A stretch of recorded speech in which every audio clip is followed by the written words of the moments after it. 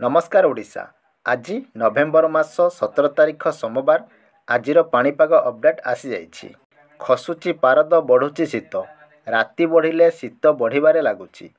दिन रे थंडार प्रकोप अनुभव होथुबा बेले रातिरे यह आहुरी वृद्धि पाई बिना गरम पोशाक किंबा बिना निआरे रहिबा कष्टकर होई पड़ुची। नमस्कार दर्शक बंधु, जदि भिडियोटी भल लगे गोटे लाइक गोटे सब्सक्राइब करने पर जमारू भूलें। चलतु संपूर्ण खबर पर नजर पकाइबा। सतर्क कले पाणीपाग विज्ञानी।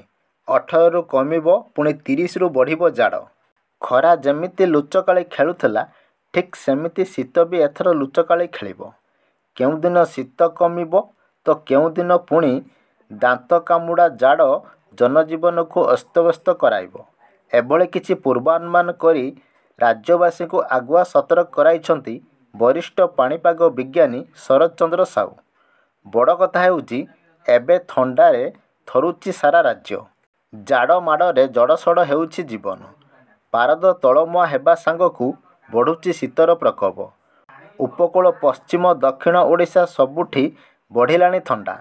कंधमाल जिले में 10 डिग्री तले पारद रहुथुबा बेले घन कुहुड़ी सकाळे 9टा पर्यंत छाड़िबार ना धरुनी। एपटे आसंता 30 तारिख परठू शीतर प्रकोप आहुरी बढ़ी पारे।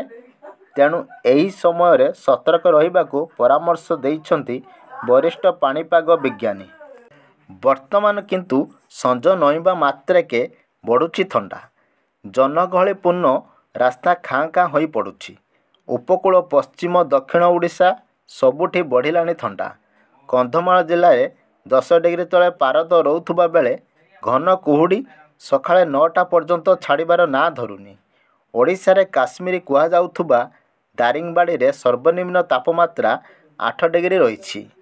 बालीगुड़ा, जी उदयगिरी, राइकिया, टिकाबाली, तुमुड़ीबंध, कुटगड़ समेत विभिन्न अंचल रे भी दिन तमाम कोहला पवन सांगकू थंडा अनुभूत हेउछि। लोके काठ जाली निआरे सहारा नेउछंती। गजपति जिला मोहना अंचल रे मध्य प्रबल थंडा अनुभूत हेउछि। पारद खसुथुबा बेले घन कुहुड़ी लागी रहिछि।